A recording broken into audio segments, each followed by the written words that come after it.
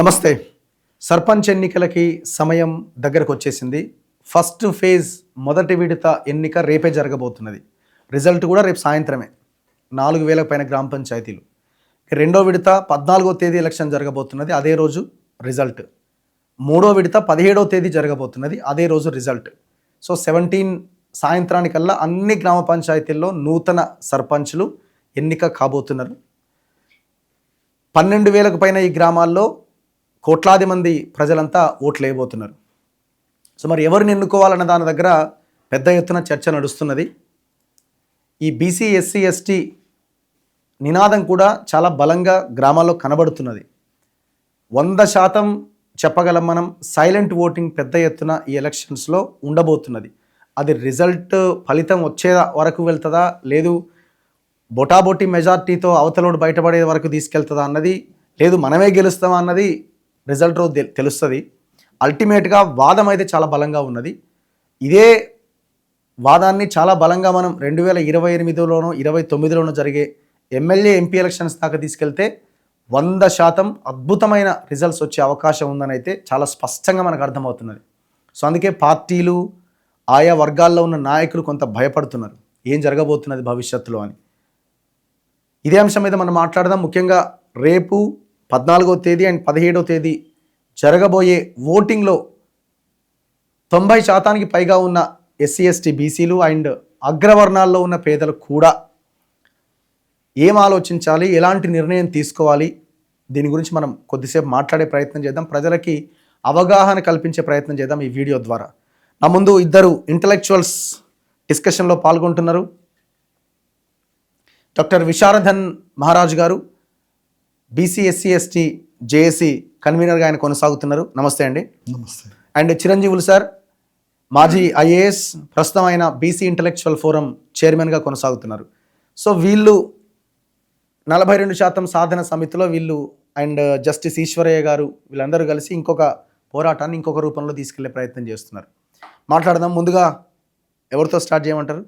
Sir చిరంజీవులు sir, మీరు కానీ ఒకవైపున 42% రిజర్వేషన్ సాధన సమితి అని మొన్నటిదాకా కొట్లాడుతున్నారు.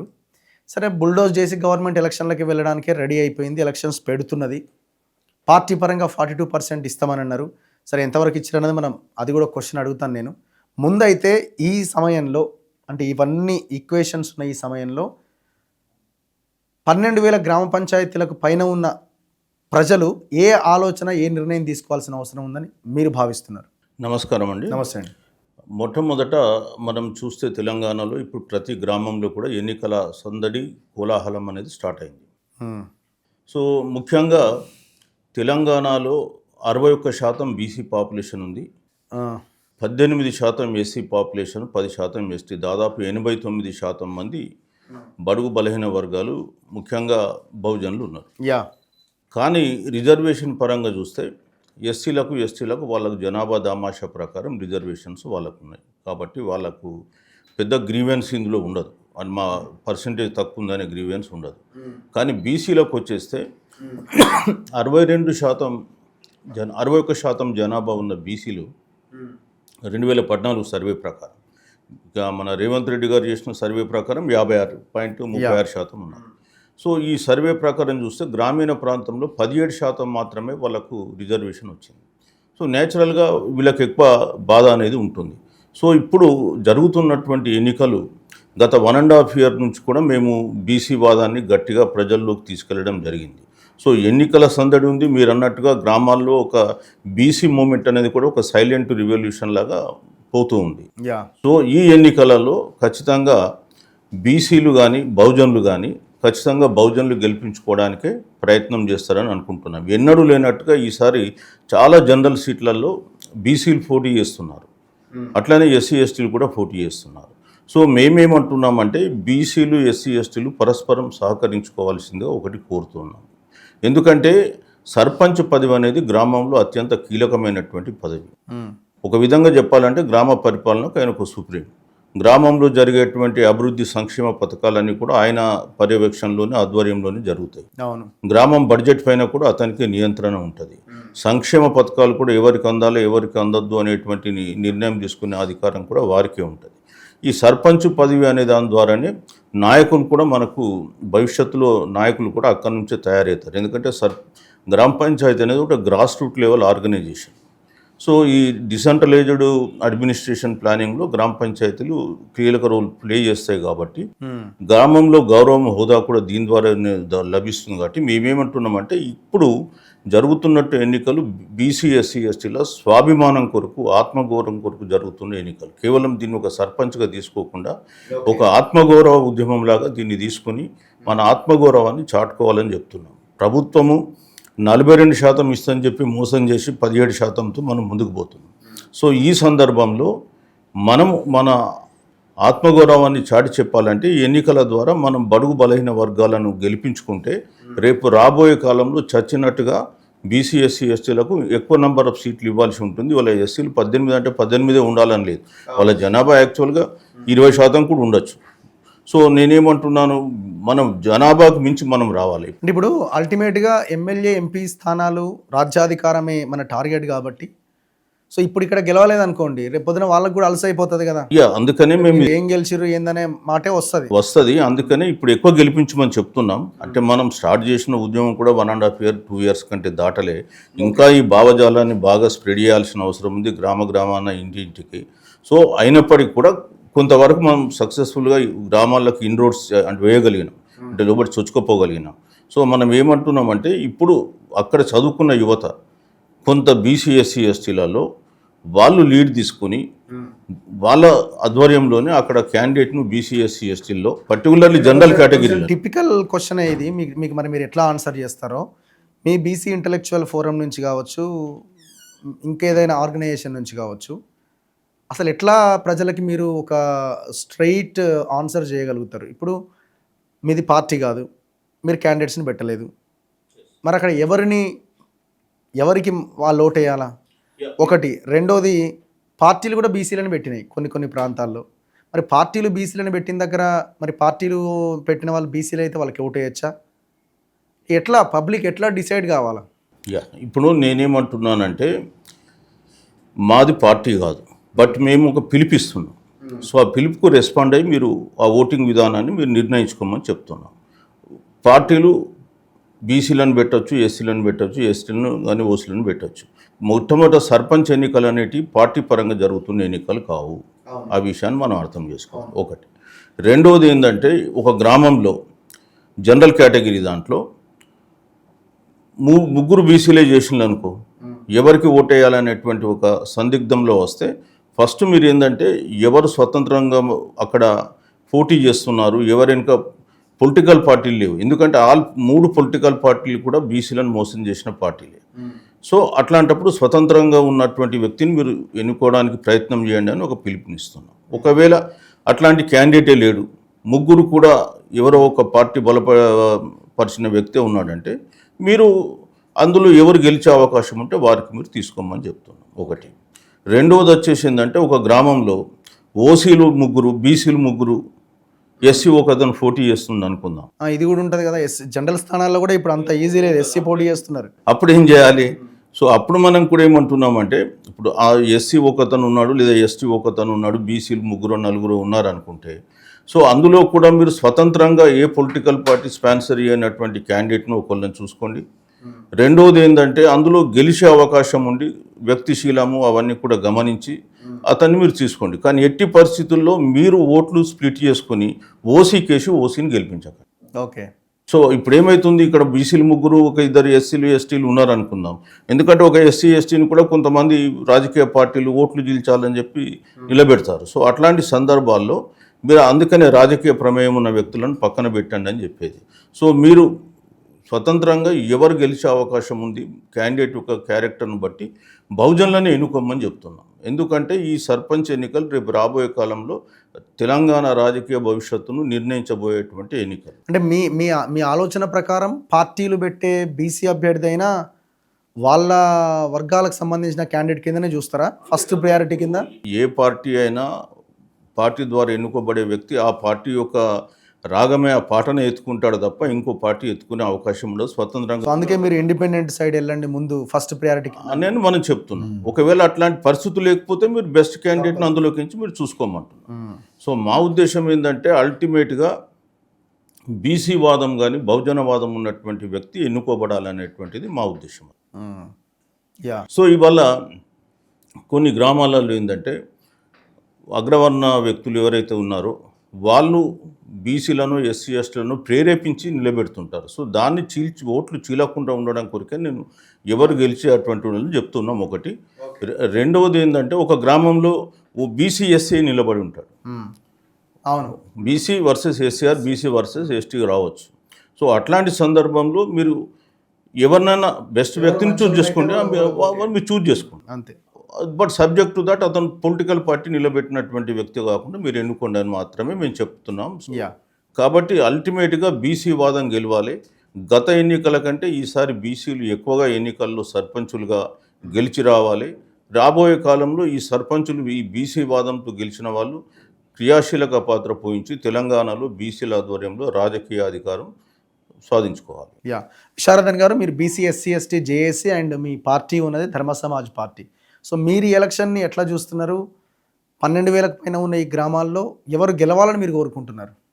అంటే ప్రయారిటీ ఏంటి? మీ ఫస్ట్, సెకండ్, థర్డ్ ప్రయారిటీ?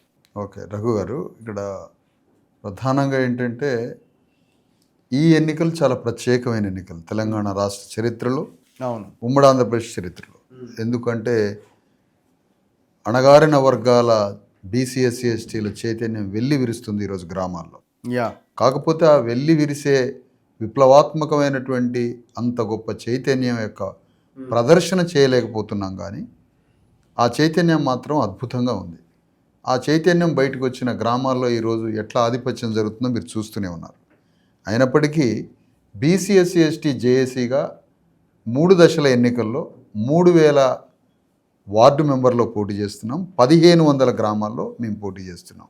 పోటీ మీన్స్ మీరు సానుభూతి అంటే బీసీ ఎస్సీ ఎస్టీ జేఏసీ తరఫున పోటీ చేస్తున్నాం. Okay, BC SC ST JAC తరఫున పోటీ చేస్తున్నాం. ఓకే, పార్టీలకు అవకాశం లేదు కదా ఇక్కడ.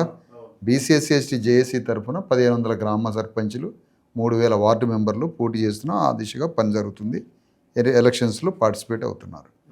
అయితే ఇక్కడ మేము చెప్పొచ్చేది ఏంటంటే, ఇంత పెద్ద చైతన్యం వచ్చిన అనేక పార్టీలు ఈరోజు వాళ్ళ సంస్థలు ఎక్కడా కూడా అణగారిన వర్గాలకి బీసీలకి ముఖ్యంగా ఎక్కడా రాజకీయ చోటు లేకుండా మొదట పర్సంటేజ్ చెప్పారు. తెలంగాణ అనే ఒక పక్కన చాలా జాగ్రత్తగా ఈ వాక్యం వినాలి రఘు గారు. తెలంగాణ వచ్చినాక చాలా అభివృద్ధి జరిగింది, తెలంగాణ వచ్చాక మార్పు జరగలేదా, అవి జరగలేదా అని ఎంతో పెద్ద వాదన జరుగుతుంది. ఉమ్మడి ఆంధ్రప్రదేశ్లో 36% పైన ఉన్న స్థానిక సంస్థల రిజర్వేషన్స్ ఈరోజు తెలంగాణలో 17% పడిపోయింది, అంటే సగానికి. ఇదేనా తెలంగాణ విప్లవం, తెలంగాణ చైతన్యం? 36 ఉమ్మడి ఆంధ్రప్రదేశ్లో ఉన్న స్థానిక సంస్థలు 17% పడిపోవడం తెలంగాణ యొక్క చైతన్యమా? తెలంగాణ రావడంలో వచ్చినటువంటి ఏమిటి జరిగింది? అందుకని ఇక్కడ మేము చెప్పొచ్చేది ఏంటంటే, వెల్లివిరుస్తున్నటువంటి ఈ విప్లవాత్మకమైన అణగారిన వర్గాల చైతన్యం ద్వారా ఎన్నో చోట్ల స్వతంత్రంగా పోటీ చేస్తున్నారు బీసీలు. అవును, అంటే తమకు తామే ఒక చైతన్యంతో మేము పోటీ చేయాలి, గ్రామాలలో సర్పంచ్గా పోటీ చేయాలి అనే ఒక ఆలోచన, ఒక కోరిక, ఒక రాజకీయ తృష్ణ బయలుదేరింది. అది చాలా గొప్ప విషయం.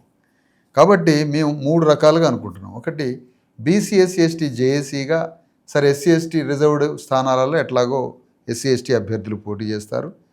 అగ్రవర్ణాలు పోటీ చేస్తున్నటువంటి ఓపెన్ ప్రాంతాల్లో బీసీ అభ్యర్థులు నిలబెడుతున్నాం మేము. ఎక్కడో ఒక దగ్గర బీసీ అభ్యర్థులు లేని చోట్ల బీసీలు అంత ముందుకు రాకపోతే అక్కడ ఎస్సీ అభ్యర్థులే ఓపెన్లో కూడా పోటీ చేస్తున్నారు.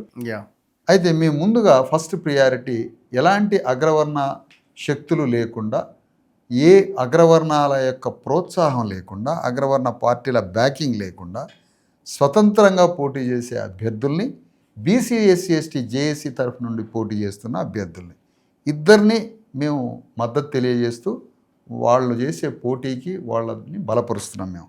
దాంట్లో బీసీ ఎస్సీ ఎస్టీ జేఏసీ తరఫు నుంచి మొదటి ప్రియారిటీగా, తర్వాత స్వతంత్రంగా బీసీ అభ్యర్థులు పోటీ చేసే వారికి ఎక్కడైనా చిన్న చిన్న భేదాలు ఏమన్నా వస్తే పెద్ద మనుషులుగా ఈశ్వరయ్య గారు చిరంజీవులు గారు మేము సమన్వయం చేస్తున్నాం. కొన్ని గ్రామాల్లో ఎక్కడైనా అవసరత ఏదైనా వాళ్ళ మధ్య ఉన్న దాన్ని సమన్వయం చేసి మొత్తంగా అగ్రవర్ణ అభ్యర్థులను 100% చిత్తుగా ఓడగొట్టాలి. మొదటి ప్రియారిటీ బీసీ అభ్యర్థికి ఇవ్వాలి. తర్వాత రెండవగా ఇంకా స్వతంత్ర అభ్యర్థులు బీసీ ఎస్సీ ఎస్టీ అభ్యర్థుల్ని మేము గెలిపించుకునే ప్రయత్నంలో ఉన్నాం. ఆ దిశగానే పని జరుగుతూ ఉంది. మొత్తంగా అసలు యాక్చువల్గా ఈ గ్రామ పంచాయతీ వ్యవహారంలో గాంధీ గ్రామ పంచాయతీలు పట్టుగొమ్మలు అని చెప్పిండు. అవును. దేని ప్రజాస్వామ్య ఈ దేశంలో గ్రామ పంచాయతీలే పట్టుగొమ్మలు, ప్రజాస్వామ్యానికి చిహ్నాలని చెప్పిండు. కానీ డాక్టర్ అంబేద్కర్ ఏమన్నాడంటే గ్రామాలని అసలు క్రూర మృగాల్లాంటి అగ్రవర్ణాలకి మరింత కోరలు పంచే విధంగా ఉంది గ్రామ పంచాయతీ వ్యవస్థ అన్నాడు. ఆయన అన్నదే కరెక్ట్ అవుతుంది ఇక్కడ. ఓకే. అంటే కాంట్రడిక్షన్స్ రాజ్యాంగం ఏమో ఒక మనిషికి అవకాశం ఇస్తుంది. ఇప్పుడు మేము మొన్న పోయొచ్చు Yes. ఎల్లమ్మగూడెం ఇది నార్త్ ఇండియాలో చెప్తే అన్ని ఎల్లమ్మగూడాలే. అంతే నార్త్ ఇండియాలో అన్ని ఎల్లమ్మగూడాలే. తెలంగాణలో మండలానికి ఒక 2 ఎల్లమ్మగూడాలు ఉంటాయి. అంటే ఒక గ్రామ పంచాయతీలో లాస్ట్ సిటిజన్గా ఉన్న శూద్ర అతి శూద్రులు ఫస్ట్ సిటిజన్ సర్పంచ్ అంటే గ్రామానికి మొదటి పౌరుడు అని అర్థం. రాజ్యాంగం శూద్రుల్ని అతి శూద్రుల్ని మొదటి పౌరుడుగా తీర్చిదిద్దుతుంది. రాజ్యాంగానికి ముందు ఉన్నటువంటి మనవాదం ఏమో చివరి వ్యక్తిగా తీర్చిదిద్దుతుంది. కాంట్రడిక్షన్స్ ఏం చెప్తుంది? రాజ్యాంగము మొదటి పౌరుడుగా శూద్రుణ్ణి అతి శూద్రుణ్ణి ఫస్ట్ పౌరుడు సర్పంచ్గా మమ్మల్ని అవకాశం ఇస్తే అక్కడున్న అగ్రవర్ణ సమాజం మాత్రం ఊరు బయట ఉన్నటువంటి శూద్రుడు అతి శూద్రుడు సమాజంలో విలువలేని బీసీలు ఎస్సీలు మీరు సర్పంచ్ అయ్యి మొదటి పౌరుడు ఎట్లయితారు? మీ ముందు మేము నిలబడాలనా? మీరు కుర్చీలో కూర్చుంటే ఆ ఊరు భూస్వామి రెడ్డి, ఆ భూస్వామి కరణం, ఆ భూస్వామి వెలమ, ఆ భూస్వామి కమ్మాయన, ఈ బీసీఎస్సీ వాడు సర్పంచ్ అయితే మేము పోయి చేతులు కట్టుకొని నిలబడాలనా? ఆయన కూర్చుంటే మేము నిలబడాలనా అన్న ఒకే ఒక్క ఉద్దేశంతో రేపు ఆ గ్రామంలో ఏ పెద్ద అంటే సర్పంచ్ ఏంటంటే అంబానీ వచ్చి ఆడ ఫ్యాక్టరీ పెట్టినా సర్పంచ్ సంతకం పెట్టాలి. అలాంటి ఒక సామాజిక రాజకీయ అధికారం బీసీఎస్సీకి రావడం ఎటువంటి పరిస్థితుల్లో అక్కడ ఉన్న అగ్రవర్ణాలకి మానసికంగా ఇష్టం లేదు. రాజ్యాంగం సమానత్వం బోధిస్తుంది, కానీ మనువాదం ఏం బోధిస్తుంది? ఆయనకి విలువలు. ఈ అణగారిన మా ఇంటి కాడ నిలబడ్డాడు, మా ఇంట్లో కూలి పని చేసినోడు, మా భూమిలో పని చేసుకున్నాడు, ఊర్లో ఎక్కడో బీసీఎస్సీలు ఊరు బయట ఉన్నాడు, వీడు సర్పంచ్ ఎట్లయితాడు అని ఏమాత్రం డైజెస్ట్ కాక దాడులు జరుగుతున్నాయి. నోట్లో మూత్రం పోస్తున్నారు, తలలు పగలగొడుతున్నారు, కాళ్ళతో దంతన్నారు, పైసలు ఇచ్చి లోబరుచుకుంటున్నారు, మందు మాంసం వైన్స్ విపరీతంగా గ్రామాలలో ఏరులై పారుతున్నాయి. ఒక ఎలక్షన్ కమిషన్ కంట్రోల్ చేయట్లే, ఒక పోలీస్ కంట్రోల్ చేయట్లే. చాలా గ్రామాలు ఏకగ్రీవం అంటే అదొక పైసలు ఉన్నోడు వ్యవహారం అది జరుగుతుంది. ఓవరాల్గా ఈ సందర్భంగా మేము ఒక మాట మాత్రం చెప్తున్నాం. బీసీ ఎస్సీ ఎస్టీ చైతన్యం, మరీ ముఖ్యంగా బీసీ చైతన్యం వెళ్ళి విరుస్తూ ఉంది. సరే, ఎస్సీ ఎస్టీలు కొంతవరకు ఆల్రెడీ రిజర్వేషన్స్ ఉన్నాయి, కొంత చైతన్యం వస్తుంది మొత్తంగా. కాకపోతే ఈ 3 వర్గాల్లో సమన్వయం చేసుకోవడం ఒక చిన్న పని తప్ప ఇంత గొప్ప చైతన్యాన్ని ఎన్నికల్లో పోటీ చేయించే విధంగా మార్చడం, వాళ్ళకు ఓట్లు వచ్చే విధంగా మార్చడం, వాళ్ళు గెలిచే విధంగా కొంత సమన్వయం చేసుకోవడమే ఆగింది. అంటే ఇప్పుడు ఏ దశలో ఉన్నామని మీకు అనిపిస్తున్నది? ఇప్పుడు అవతల వైపు ప్రలోభాలు, బెదిరింపులు, గొడవలు, కొట్లాటలు, దాడి ఎప్పుడు ఒకవైపు డబ్బులు. రావు గారు, దాడి ఎప్పుడు జరుగుద్దంటే చైతన్యం ఉన్న కాడే దాడి జరుగుతుంది. వాస్తవం అది న్యాచురల్లీ.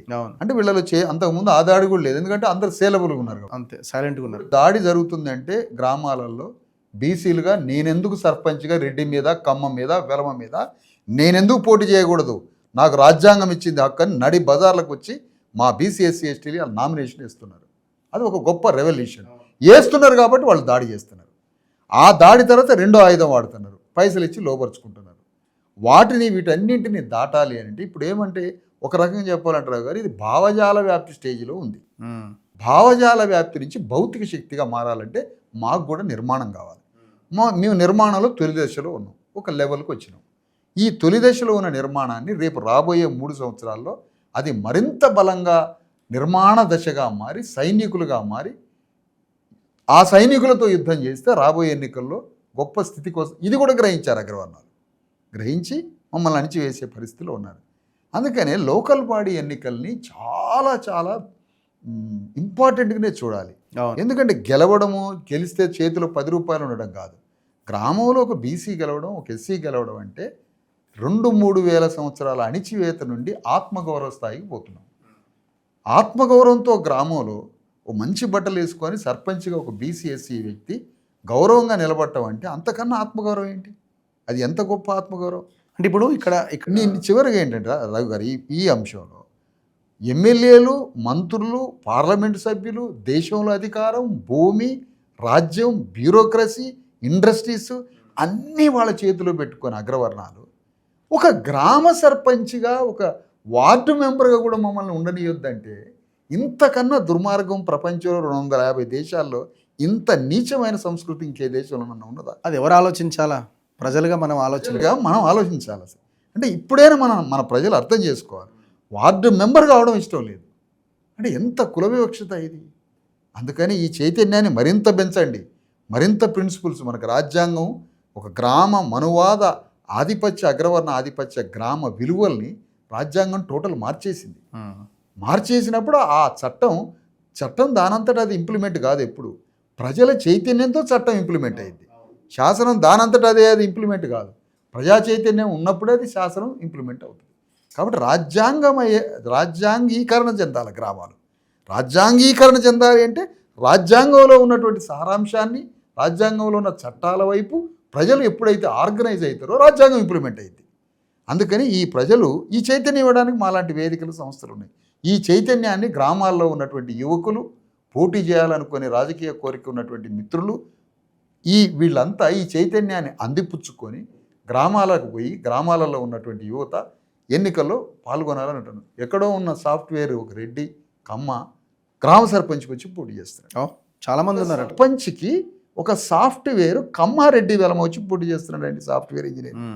మన యూత్ని బీసీ ఎస్సీ ఎస్టీ యువకులు నేను కోరుతున్నా, ఒక సాఫ్ట్వేర్ లక్షన్నరోడు ఎందుకు దిగుతున్నాడు అంటే ఫస్ట్ వాడు ముందు సర్పంచ్ కావాలి, రాజకీయ అనుభవం నేర్చుకోవాలి, చిన్నగా దాని మీద ఆధిపత్యం వాడు ఎమ్మెల్యేగా పోటీ చేయాలి. అంతే, ఇది వాని ప్లాన్.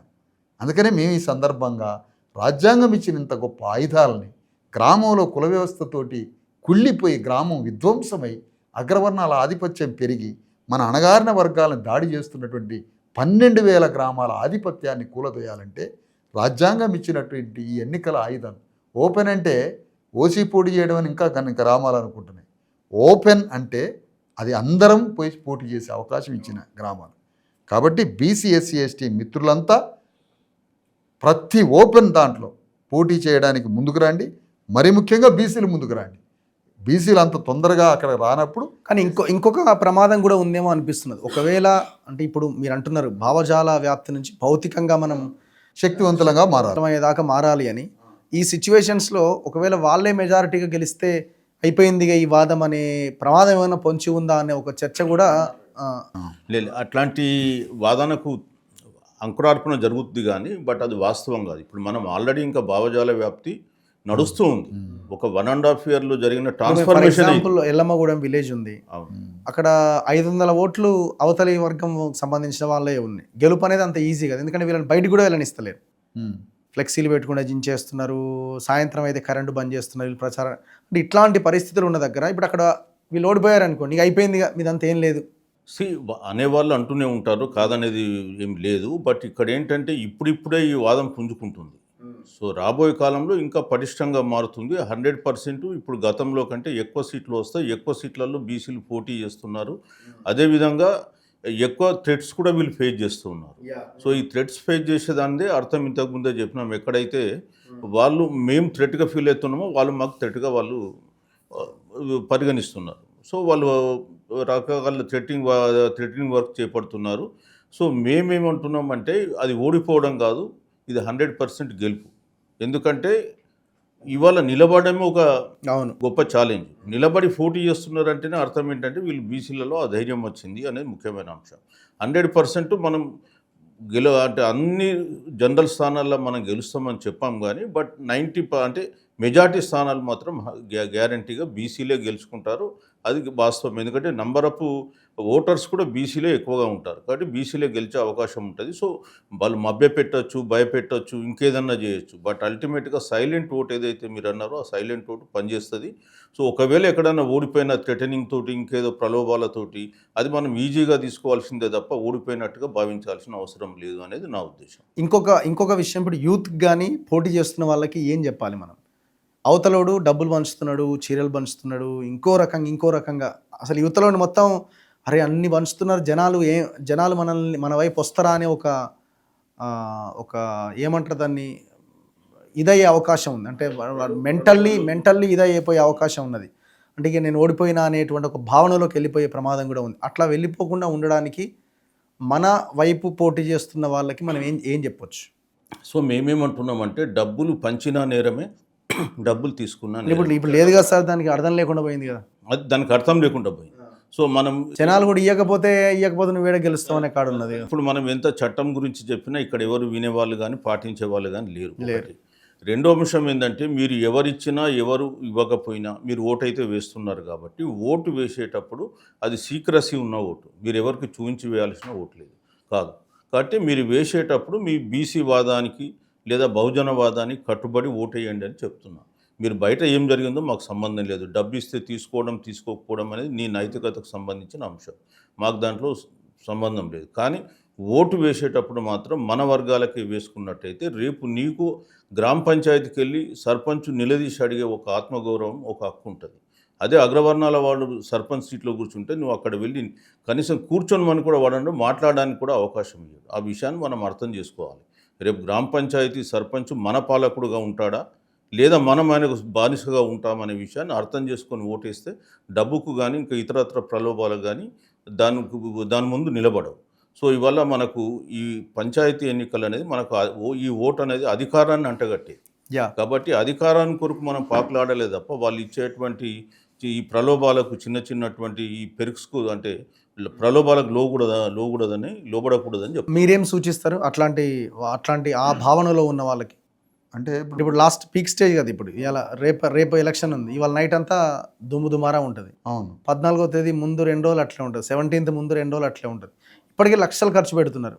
యువతల డబ్బులు లేని వాళ్ళు పోటీ చేసేవాళ్ళు, బీసీ ఎస్సీ ఎస్టీలు, వాళ్ళు ఎట్లా ముందుకు వెళ్ళాలి, తట్టుకొని ఎట్లా వెళ్ళాలి? మంచి ప్రశ్న రావు గారు. ఫస్ట్ పాయింట్ ఏంటంటే అసలు గ్రామాలలో ఉన్న బీసీ ఎస్సీ ఎస్టీల దుర్భరమైన పేదరికాన్ని ఆ గ్రామంలో ఉన్నటువంటి అగ్రవర్ణ భూస్వామ్య వ్యవస్థ ఏదైతే ఉందో, నాట్ ఓన్లీ రెడ్డి, దాదాపు ఒక 4 జిల్లాల్లో కమ్మాధిపత్యం ఉంటుంది. 3 జిల్లాల్లో నిజామాబాదు, ఖమ్మం, మిర్యాలగూడ, హుజూర్నగర్, కోదాడ, హాఫ్, మీకు నేరేడు చెర్ల దగ్గర వరకు కూడా ఒక ఎస్సీ తను బీసీ వైఫ్ నిలబెట్టిండు, నామినేషన్ విత్డ్రా చేసుకోమని ఇంటి మీద పడ్డారు. హైదరాబాద్ గురికి వచ్చిండు. మనం తర్వాత పైన కరీంనగర్, ఆదిలాబాద్ సగం, వరంగల్ అంతా వెలమ బెల్ట్. ఈ రాష్ట్రాన్ని భయంకరంగా 3 కులాలు, రెడ్డి, వెలమ, కమ్మ, 1 2 3 వాళ్ళు నంబర్ మారుతూ ఉంటుంది అటు ఇటు, అంతే తప్ప ఈ రెడ్డి, వెలమ, కమ్మ గ్రామాలలో దుర్భరమైనటువంటి బీసీ ఎస్సీ ఎస్టీల పేదల్ని అతి భయంకరంగా ఆడుకుంటారు. వాళ్ళ జీవన విధానాన్ని వాళ్ళు ఎప్పుడు 10 రూపాయలకు వస్తారా, వాళ్ళ ఇంట్లో ఎప్పుడు అనారోగ్యం పాలవుతారా, ఎప్పుడు వాడు భూమి అమ్ముకుంటాడా, వాడి ఇంట్లో ఎప్పుడైనా యాక్సిడెంట్ అయితే వాడు ఎప్పుడు 10 రూపాయల కోసం వస్తాడా, వాడి నడకని, ఫేస్ని, వాడి యొక్క అవతారాన్ని, బట్టల్ని, ప్రతి సందర్భాన్ని, వాళ్ళ ఇంట్లో పెండ్లి అయినా, ఫంక్షన్ అయినా, చావు అయినా, ప్రతి జీవన విధానంలో ప్రతి అడుగులో ఆ గ్రామంలో ఉన్న రెడ్డి, వెలమ, కమ్మలు మా ప్రజల యొక్క జీవితంలోకి జొరబడి ఆ ఇంటి జీవితాన్ని విధ్వంసం చేసి ఆ కుటుంబంలో అవసరమైతే ఒక మనిషి మరణాన్ని అయినా కోరుకొని వాడికి ఉన్న ఎకరం భూమిని కూడా లాగేసుకుంటారు.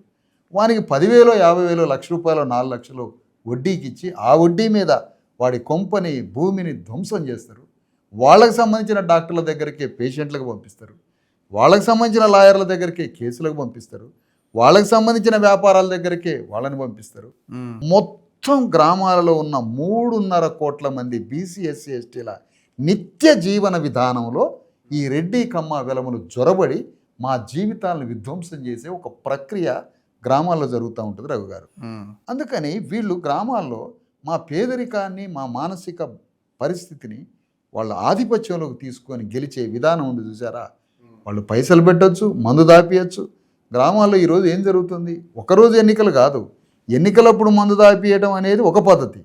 ఎన్నికలు వస్తాయిరా 2 ఏళ్ల తర్వాత, 3 ఏళ్ల తర్వాత ఈ పోరగాళ్ళను మన గ్రిప్పులో పెట్టుకోవాలని ప్రతిరోజు ఈ అగ్రవర్ణాల ఇళ్లలో ముందుగానే చీప్ లిక్కర్ల బాటిల్స్, ముందుగానే లక్షల రూపాయలు పెట్టి బాటిల్స్ కొనుక్కొని ఊర్లో ప్రతిరోజు మందు పంచడం, ఇంటికి మందు పంచడం, చికెన్ పంచడం, మందు చికెను 150, మందు చికెను 150 పైసలు ఇవన్నీ పంచి మానసికంగా మా ప్రజల్ని వాళ్ళ చేతిలో తీసుకుంటున్నారు. ఇది మెయిన్ డస్ట్రాయ్ జరుగుతుంది గ్రామాలు.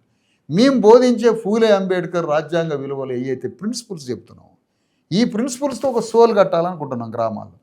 సోల్ కడతారేమో అని ముందుగానే గ్రహించి సోల్ దగ్గర కూడా మా వాళ్ళని రానియకుండా వాళ్ళు మా భౌతిక శరీరాలతో మా పేదరికంతో ఆడుకుంటున్నారు.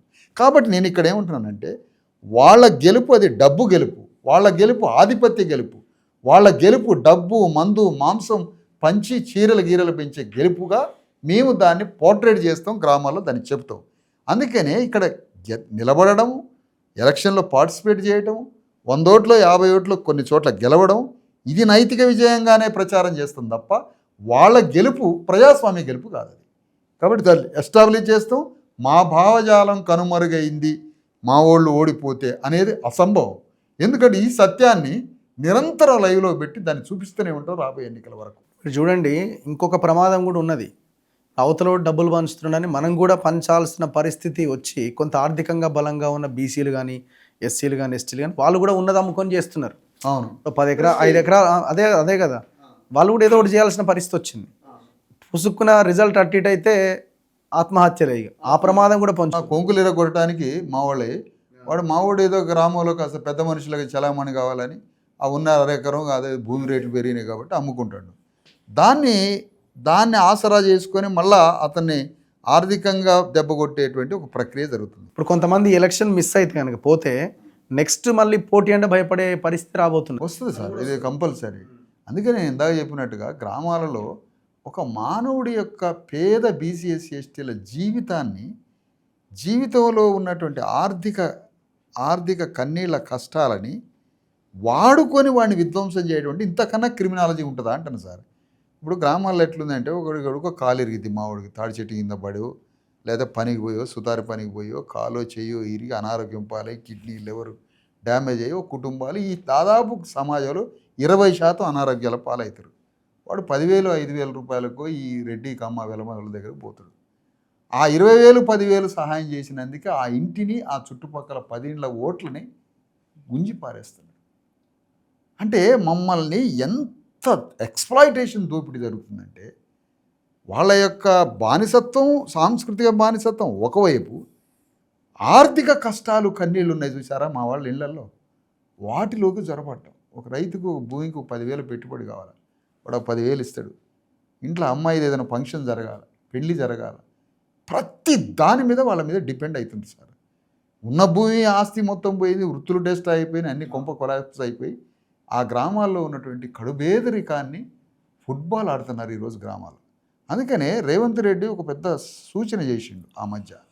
ఎంత పెద్ద సూచన చేసిండంటే అది ఈ రోజుకి వాళ్ళకి చట్టమై కూర్చుంది. రెడ్లలో గ్రామాన్ని వెళ్తే రెడ్లే పరిపాలించాలి అన్నాడు ఎలక్షన్లకు ముందు. మరి ఆ మాట అన్నోడు మీకు 42% ఎందుకు ఇస్తాడు? 2 కాంట్రడిక్షన్స్ కాదు. 42% ఏమో రాజ్యాంగం లాంటి ప్రొవిజన్, రెడ్లే పరిపాలించే దమ్మున్నదని ఆయన. ఖమ్మంలో అనకపోయినా కూడా ఖమ్మం జిల్లా ఉందనుకోండి, ఒక్క ఓపెన్లో ఒక బీసీకి ఇవ్వాలి.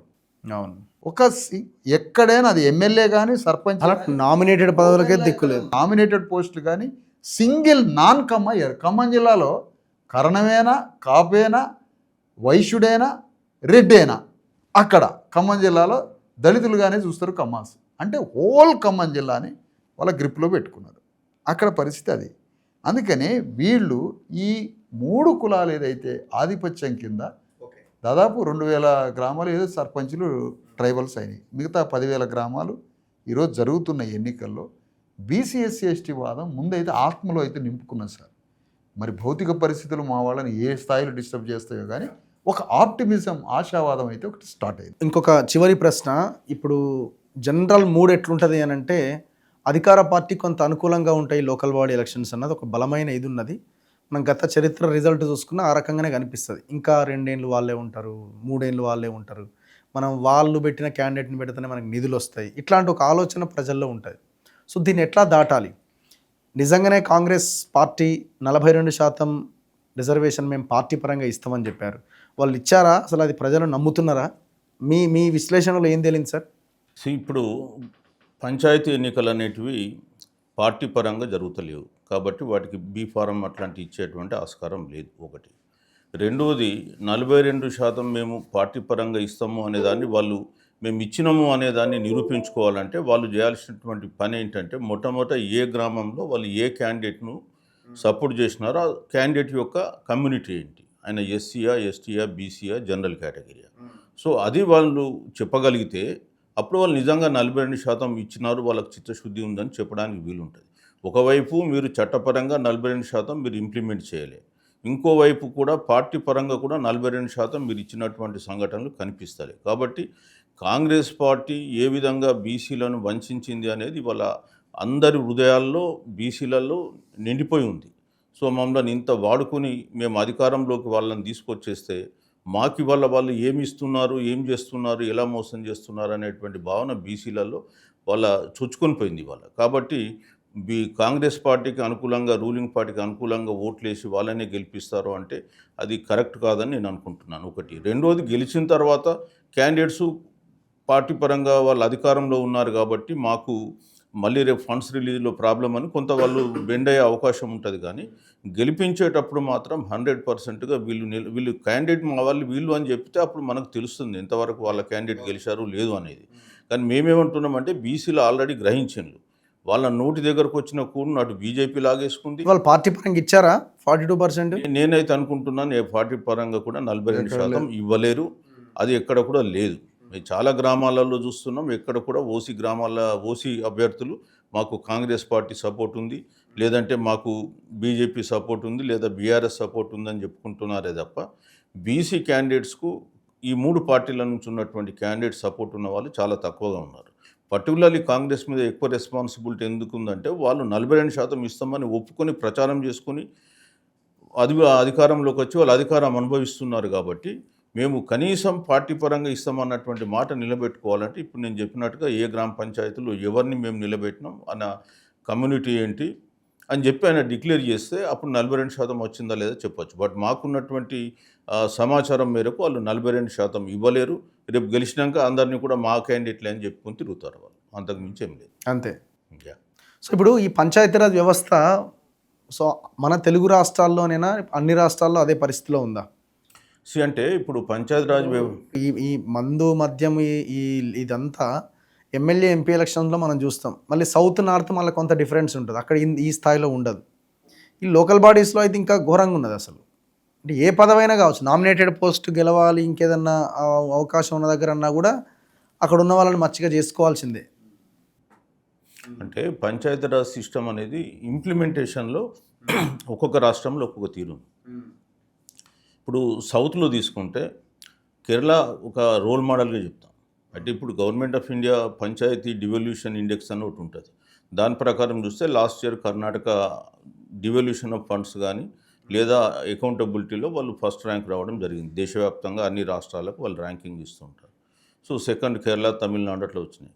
సో ఓవరాల్గా చూస్తే డిసెంట్రలైజ్డ్ అడ్మినిస్ట్రేషన్లో కేరళ బాగుంటుంది. ఎందుకంటే కేరళలో పంచాయతీలు చాలా తక్కువ.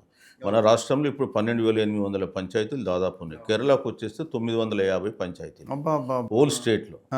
తర్వాత వాళ్ళ బ్లాక్స్ కూడా వచ్చేస్తే 140, 150 కంటే ఎక్కువ లేవు. మన దగ్గర మనం మండల్స్ చూస్తే రూరల్ మండల్సే దాదాపు 560 మండల్స్ ఉన్నాయి.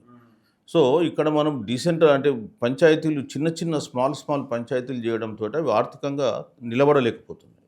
ఇవాళ కేరళకి వెళ్ళేస్తే అది పంచాయతీ అంటే మనకు దాదాపు మండలితో ఇంచుమించు ఒక మండల్లో 2 పంచాయతీలు ఉండేటువంటి పరిస్థితి అంతే. సో వాళ్ళకి ఏంటంటే ఫండింగ్ కూడా బాగా వస్తుంది. గవర్నమెంట్లు కూడా ఏంటంటే కేరళలో స్టేట్ గవర్నమెంట్ వాళ్ళు ఖర్చు పెట్టే దాంట్లో సపోజ్ 2 లక్షల కోట్లు రాష్ట్ర ప్రభుత్వం ఇక్కడ ఖర్చు పెడుతుంది. 30 to 40% ఎక్స్పెండిచర్ అంతా కూడా ఓన్లీ లోకల్ బాడీస్ ద్వారా జరుగుతుంది. ఇక్కడ పరిస్థితి లేదు కదా, 1-2% కంటే. అంటే అక్కడ ఒక సర్పంచ్ ఈక్వల్ టు ఎమ్మెల్యే స్థాయి నటింగ్ ఆల్మోస్ట్ అంత మంచి అడ్మినిస్ట్రేషన్ కేరళలో ఉంది. కాబట్టి కేరళలో మీరు ఎడ్యుకేషన్ కానీ హెల్త్ కానీ మీరు చూస్తే 100% మీకు మనకు వాళ్ళకు సంబంధం లేదు, అంత మంచి అడ్మినిస్ట్రేషన్ అక్కడ జరుగుద్ది. సో మనం ఏమంటున్నామంటే ఆ టైప్ ఆఫ్ అడ్మినిస్ట్రేషన్ రావాలంటే ఇక్కడ గ్రామ పంచాయతీలకు మీరు నిధులు ఇవ్వండి, విధులు కూడా ఇవ్వండి. రాజ్యాంగం సూచించిన 29 నిధులలో ఐటమ్స్లలో మీరు పంచాయతీలకు మీరు నిజంగా అలకేట్ చేస్తే మనం నిజంగా మహాత్ముడు కలలు కన్నా గ్రామ స్వరాజ్ ఏదైతే ఉందో ఆ స్వరాజ్ సాధించుకుంటామేమో. కానీ బట్ ఇక్కడున్న పరిస్థితుల్లో మాత్రం ఇక్కడ ఉండే పాలకులు అది చేయడం లేదు. వాళ్ళే మొత్తం టోటల్గా సెంట్రలైజ్ చేసుకొని పంచాయతీలని నామమాత్రం చేసేసి వాటిని నిర్వీర్యం చేస్తున్నారు. వాళ్ళకి నిధులు లేవు, విధులు లేవు ఇక్కడ ఉన్నటువంటి పరిస్థితి. సో చివరికి ఏమైనా చెప్పాలనుకుంటున్నారా? అదే సార్, ప్రధానంగా ఇక్కడ వాస్తవానికి ఏంటంటే సార్, ఈ గ్రామాలలో బీసీల యొక్క ఎస్సీ ఎస్టీల యొక్క గ్రామ సర్పంచులుగా పోటీ చేస్తున్న వ్యక్తులు వీళ్ళు గెలవకపోవడము, వీళ్ళ మీద దాడులు జరగడము, లేకపోతే గెలుస్తామనేటువంటిది ఎంతవరకు జరిగిద్ది అనే ఒక ఆవేదన పూరితమైన ప్రశ్న మీ నుండి వచ్చింది. అవును. దానికి ఇక నుంచి మేము ఏం చెప్తున్నామంటే, సాంప్రదాయ బీసీ ఎస్సీ ఎస్టీ సంఘాలు ఏవైతే ఉన్నాయో హైదరాబాదు కేంద్రంగా ఉండి ఏదో 4 ప్రెస్ మీట్లు, 4 రౌండ్ టేబుల్ మీటింగ్స్ కాకుండా మేము కోరేది ఏంటంటే పాజిటివ్గానే నేను కోరుతున్నా రవి గారు, మీ ఆధ్వర్యంలో మీ ద్వారా నేను సమాధానం చెప్తాను. ఇక నుంచైనా గ్రామాలలో 12,000 గ్రామాలలో నాయకత్వం వహిస్తున్న అగ్రవర్ణాలకి అభిముఖంగా కౌంటర్ ఫేస్తో బీసీ ఎస్సీ ఎస్టీ నాయకత్వాన్ని ఊర్ల గ్రామంలో అగ్రవర్ణాల నాయకత్వానికి అభిముఖంగా లీడర్షిప్ కన్స్ట్రక్ట్ చేద్దాం. ఆ కన్స్ట్రక్షన్ చేసినప్పుడు తను ప్రజలు అంటాడు, అగ్రవర్ణాలు కూడా ప్రజలే అంటాడు, దోపిడీ చేస్తాడు. కానీ మన నాయకుడు కూడా పోలీస్ స్టేషన్ సమస్య ఉన్నా, రెవెన్యూ సమస్య ఉన్నా, మంచి చెడు ఏదైనా కోర్టో గీర్టో ప్రభుత్వ సమస్యలో ఏయైనా పనులున్నా మన వారి తరఫున నిలబడి అగ్రవర్ణాలతో యుద్ధం చేసే ఒక అభిముఖ నాయకుడిని కన్స్ట్రక్ట్ చేయాలి గ్రామాలు. ఆ కన్స్ట్రక్ట్ చేసిన నాయకుడే కదా సర్పంచ్ అయ్యేది, అతనే కదా ఎంపీటీసీ, జెడ్పీటీసీ, మండలాధ్యక్షుడు, జిల్లా పరిషత్, రేపు ఎమ్మెల్యే అయ్యేది. అందుకని గ్రామాలలో మన ప్రజలని అందరినీ ఒక ఐడియాలజీ కింద కన్స్ట్రక్షన్ చేసి దానికి ఒక అభిముఖ నాయకుల్ని గ్రామానికి ఒక 10 మందిని తయారు చేస్తే, ప్రిన్సిపల్స్తో భావజాలంతో తయారు చేస్తే నాన్ సేలబుల్గా తయారవుతారు. ఎదుటివాడు దాడి చేస్తే ప్రతి దాడికి సిద్ధపడతాడు. మొత్తంగా గ్రామంలో మన ప్రజల శిబిరానికి ఒక నాయకుడు తయారవుతాడు. ఆ 10 మందే ఇలాంటి ఎలక్షన్స్ వచ్చినప్పుడు దాన్ని అధికారంగా మార్చుకుంటాడు. ఎమ్మెల్యే దాకా పోతాడు, సర్పంచ్ పోతాడు, ఎంపీటీసీ అవుతాడు, వార్డు మెంబర్ అవుతాడు, మన ప్రజల కన్నీళ్లు తురుస్తాడు. ఇది ఏమీ లేకుండా హైదరాబాద్లో కూర్చున్న సాంప్రదాయ సంఘాల వల్ల 4 స్టేట్మెంట్లు ఇచ్చి అప్పర్ కాస్టు అగ్రవర్ణాల చుట్టూ తిరిగితే గ్రామాల్లో నాయకత్వం ఎట్లా తయారైంది? కాబట్టి కదలండి కిందికి. ఇవాళ మేము 2000 దాదాపు 1500 2000 గ్రామాలు అంటే 2000 ట్రైబల్స్ తీసేస్తే 10,000 గ్రామాల్లో 2000 గ్రామాలు పోటీ చేపిస్తున్నాం సార్. అంటే 20% దాకా పోటీ చేపిస్తున్నాం. ఎందుకు? మేము లోపడి పోయి కన్స్ట్రక్ట్ చేయబట్టి, నిర్మాణం జరగబట్టి అది చేస్తున్నాం. రేపు రోజున లోకల్ గవర్నమెంట్సే బలోపేతమైనవి అనుకుంటే రవి గారు, అంటే యూరప్ అమెరికా సమాజంలో లాగా యూరప్ అమెరికాలో ఏం జరుగుతుంది సార్? ఒక లోకల్ గ్రామ పంచాయతీకి లోకల్ గవర్నమెంటు హాస్పిటల్ వాళ్ళు అడ్మినిస్ట్రేషన్ చేస్తారు, స్కూల్స్ అడ్మినిస్ట్రేషన్ చేస్తారు, గ్రామంలో రోడ్స్ డెవలప్మెంట్స్, చిన్న డెవలప్మెంట్స్, స్కూల్స్, చిన్న ఎంప్లాయ్మెంటు, హాస్పిటల్స్ మొత్తాన్ని లోకల్ గవర్నమెంటే కంట్రోల్ చేసి అడ్మినిస్ట్రేషన్ చేస్తుంది. ఇది మనకు ఎందుకు లేదు? మన భారతదేశంలో హాస్పిటలు రాష్ట్ర ప్రభుత్వమే, స్కూలు రాష్ట్ర ప్రభుత్వమే, మొత్తం ముఖ్యమంత్రి దగ్గర పెట్టుకుంటే మరి గ్రామ సర్పంచ్ దేని? ఇప్పుడు అమెరికా లాంటి దేశాల్లో అంతే కదా. అప్పుడు ఆ ట్యాక్సులు వసూలు చేస్తుంది. ఆ ట్యాక్సులు, ఆ ఇన్కమ్ అదే ఆ గ్రామ అక్కడే ఖర్చు పన్నులు వాటి అన్నింటితో ఒక మంచి స్కూల్ కడతాడు మున్సిపాలిటీ. మున్సిపాలిటీ దగ్గర ఒక బ్యూటిఫుల్ స్కూల్ ఉంటుంది. అక్కడ అమెరికన్ ప్రెసిడెంట్ లెవెల్ ఉన్నాడు కూడా మున్సిపల్ స్కూల్లో చదువుతాడు. మనకెందుకు లేదు ఈ గతి? అందుకనే గ్రామాల్లో రేపు సర్పంచులుగా మనం అందరం ఈ దారిలో నడిస్తే లోకల్ గవర్నమెంట్స్ రేపు బలోపేతం అయితే యూరప్ అమెరికా సమాజంలో లాగా లోకల్ గవర్నమెంట్స్ చేతిలోనే schools, administrations, hospitals, roads, developments, employment లాంటి చిన్న ఉపాధి కంట్రోల్లో ఉంటే ఎమ్మెల్యే చేసిన పని గ్రామంలో చేయొచ్చు. అందుకని అభిముఖ నాయకత్వం ఒకటి జరగాలి, అగ్రవర్ణాలకు అభిముఖంగా మనోళ్ళు కన్స్ట్రక్ట్ జరగాలి. ఆ తర్వాత ఈ స్థానిక సంస్థల బలోపేతమై దాన్ని కూడా మంచిగా రేపు పెంచుకునే స్థానిక సంస్థలకి ఇవన్నీ ట్రాన్స్ఫర్ చేయాలనే ఉద్యమం కూడా మాలాంటి వాళ్ళు పెద్దల నాయకత్వంలో చేయాలనే దానికి కూడా సిద్ధపడుతున్నాం. అల్టిమేట్గా చివరికి ఒక మాట ఏంటంటే, తెలంగాణలో వెలువిరుస్తున్నటువంటి ఈ బీసీ ఎస్సీ ఎస్టీ చైతన్యాన్ని మరొక్క మారు మేము ఏం రిక్వెస్ట్ చేస్తున్నామంటే, గ్రామాల్లో సరే మొదటి దశ అయిపోయింది, పోటీలు అయినాయి, నామినేషన్లు అయినాయి, ఎలక్షన్ స్టార్ట్ అవుతుంది. పోటీ చేయడానికి ముందుకు వచ్చినటువంటి బీసీ ఎస్సీ ఎస్టీలు ముఖ్యంగా ఓపెన్లో బీసీలకు ఎక్కువ అవకాశం ఇచ్చుకుందాం. ఎందుకంటే ఎస్సీ ఎస్టీలు అప్పటికీ బీసీ ముందుకు రాకపోతే ఎస్సీ ఎస్టీలు వాళ్ళకి ప్రిఫరెన్స్ ఇచ్చి వాళ్ళకి ఆ విధంగా ఓట్లు వేయడానికి ముందుకు వద్దాం. పొరపాటున అగ్రవర్ణ పార్టీలకి, అగ్రవర్ణ అభ్యర్థుల బ్యాకింగ్ సపోర్ట్ తోటి రాజ్యాంగేతర క్రూరంగా ప్రవర్తిస్తున్న రెడ్డి, వెలమ, కమ్మల యొక్క శక్తిని నిర్వీర్యం చేయడానికి బీసీ ఎస్సీ ఎస్టీ అభ్యర్థులకు ఓటేయండి. దాంట్లో ప్రధానంగా అగ్రవర్ణాల బ్యాకింగ్ లేకుండా స్వతంత్రంగా పోటీ చేస్తున్న, బీసీ ఎస్సీ ఎస్టీ జేఏసీ తరఫున పోటీ చేస్తున్న, అక్కడక్కడ అనేక గ్రామాలలో వారు వేదిక చిరంజీవి గారి వేదిక ఇంటలెక్చువల్ ఫోరం కానీ, లేకపోతే ఈశ్వరయ్య గారి యొక్క వేదికలు కానీ, ఇలాంటి వేదికలతో సమన్వయం చేసుకొని మేము కలిసి అక్కడ స్థానికంగా మొత్తానికి అగ్రవర్ణ అభ్యర్థుల్ని నిర్వీర్యం చేసి బీసీ ఎస్సీ ఎస్టీ అభ్యర్థుల్ని గెలిపేయడానికి కావాల్సిన ఒకవైపు సమన్వయం చేసుకుంటున్నాం, పోటీ చేస్తున్నటువంటి అభ్యర్థులకి మా శక్తిని అందించి అందరూ గెలిచి రేపు బయటికి రావాలని ఈ సందర్భంగా కోరుతున్నాను. Thank you very much Visharadan గారు. అండ్ ఏదో చెప్పు. లేదు, thank you. Anyway thank you very much. చూద్దాం, పబ్లిక్ కూడా ఈ దిశగా ఆలోచన చేస్తారని అనుకుంటున్నాం, ఆశిస్తున్నాం. ఒకవేళ మనం ఆ దిశగా ఆలోచన చేయకపోతే మన సావు మనమే, మరణ ధృవీకరణ పత్రం మనం రాసుకున్నట్టే లెక్క. సో ఆలోచన చేసుకోవాలి. మన భవిష్యత్ తరాలని మంచి భవిష్యత్తు ఉన్నవారిగా తీర్చిదిద్దాలంటే ఇలాంటి నిర్ణయాలు మనం తీసుకోవాల్సిందే. ఇదేదో మన ఆస్తులు అమ్ముకొని తీసుకునే నిర్ణయాలు కావు, మన మనసుతో, మన ఐడియాలజీతో తీసుకునే నిర్ణయాలు ఇవి. సో దీనికి ఖర్చు ఏమి ఉండదు, పైసా ఖర్చు కూడా. జస్ట్ మనం ఆత్మగౌరవంతో ఆలోచన చేస్తే అద్భుతాలు జరుగుతాయి. ఆలోచించండి, ఓటేయండి. చూస్తూనే ఉండండి మన తొలి వెలుగు.